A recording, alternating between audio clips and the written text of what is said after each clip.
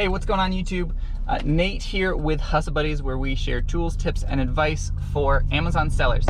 Now, I'm taking a little bit of a vacation right now, but I'm really trying to get more content out there for you guys. So we're doing this video here on the road. I actually just finished some sourcing at Walmart. Yes, I'm on vacation, but we're always working. We're always sourcing. So I just got finished shopping at Walmart. Got a couple $100s of stuff there. Don't want to go too crazy because we are staying in a small little log cabin. But I do have all my tools. I've got like my printer and my my labels and everything here. So I'll be sending out a shipment probably later today. But I wanted to jump on here and talk about the biggest reasons why I see people fail.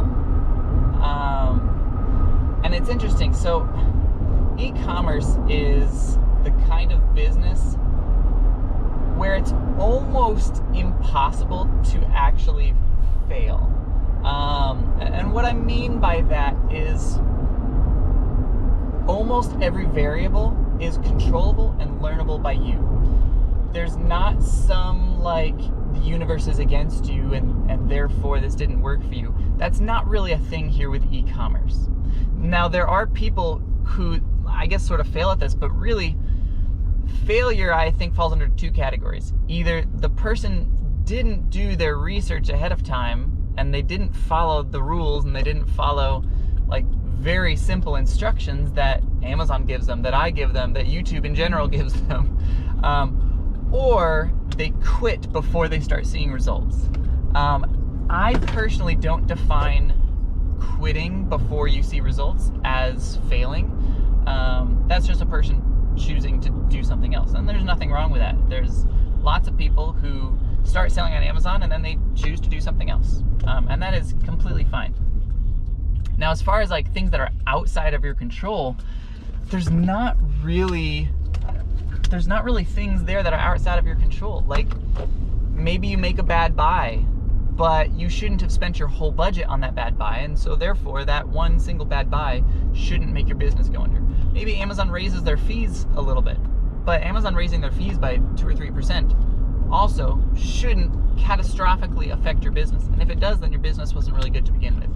So let me talk about where I see people make mistakes, especially beginners, and how I would recommend avoiding that. So the first big mistake that I see beginners make is that they look at the price of an item first instead of the sales velocity. Okay, now sales velocity can mean all sorts of different things. You can see sales velocity by looking at the sales rank. You can look at Keepa charts. You can look at the number of reviews something has. There's all sorts of different ways to figure out the sales velocity of things. But too often I see beginners jump in and they'll show me a screenshot. Hey Nate, what do you think of this?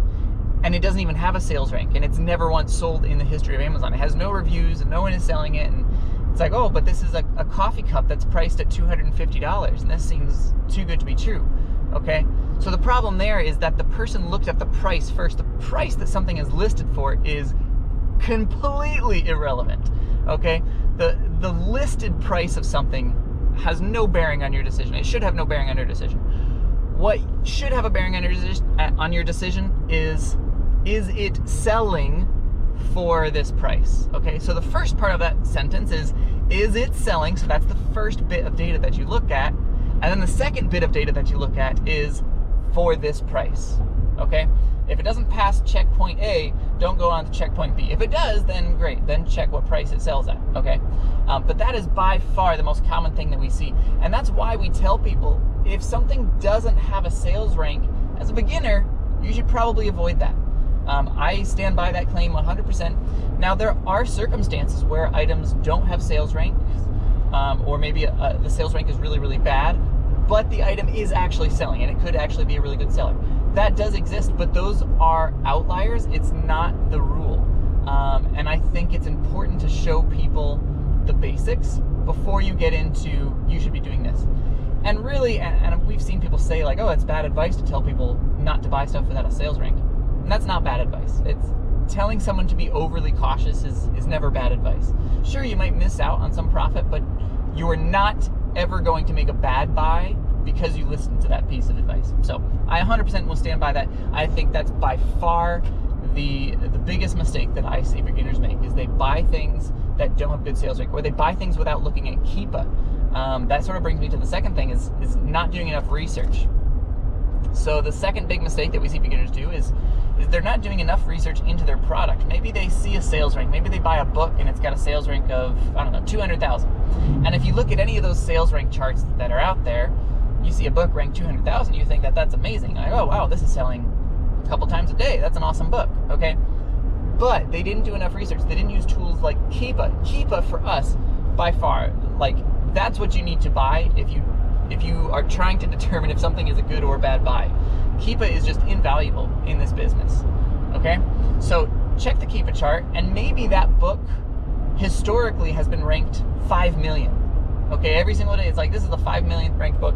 It hasn't sold in the entirety of 2020, but then yesterday it sold once. And what happened is, if you are just looking at the sales rank for today, sure, the sales rank today might be 200,000, but the sales rank 2 days ago was 5 million. So is that actually a good buy?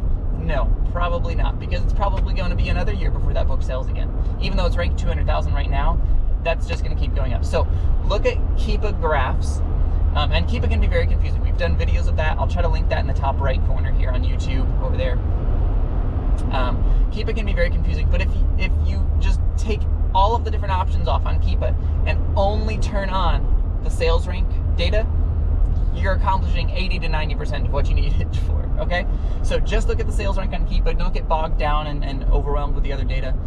It's useful, but if you're getting bogged down, turn everything off. Just look at the sales rank and the historical sales rank, all right? So that's the next big problem we see beginners make.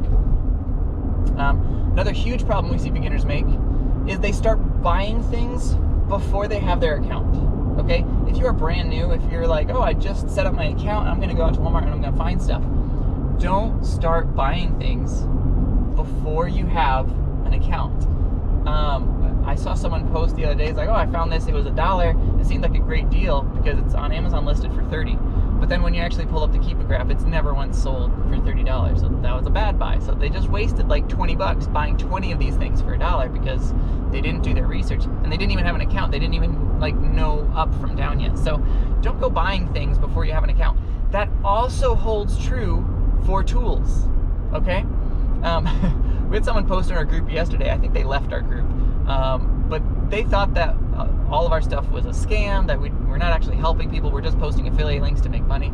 We say this time and time and time again. Don't spend money on these tools. We only link tools that I have either used myself or have vetted very thoroughly. Like, if we're recommending something, it's because it's actually useful. And if we're not recommending something, usually it's because it's not useful. If I was just here for affiliate money, then I would be posting about things like payability and absolutely terrible things like that, where it's like, this actually is a terrible thing and it just pays a lot of money. So don't go buying a bunch of tools before you have your account, because, I mean, what if your account never gets set up? What if you, I don't know, what if you get a new job and then you're like, you know what, I actually don't have time for this Amazon thing, but I just spent $200 on all these tools, okay? So don't go spending all your money on a bunch of tools. What you should do regarding tools, get your account set up, get out there, start scanning things. I would recommend getting Keepa, if you can, from day one, because that's vitally important. But for pretty much everything else, figure out what you need, figure out what your pain points are, and then solve those pain points. You can watch our tools video, you can watch all of that stuff, and I stand by, like, I absolutely recommend everything that we recommend. But if you're someone and you're starting with like $100, don't go and buy all of our tools, because that's all of your money. This is an inventory-based business.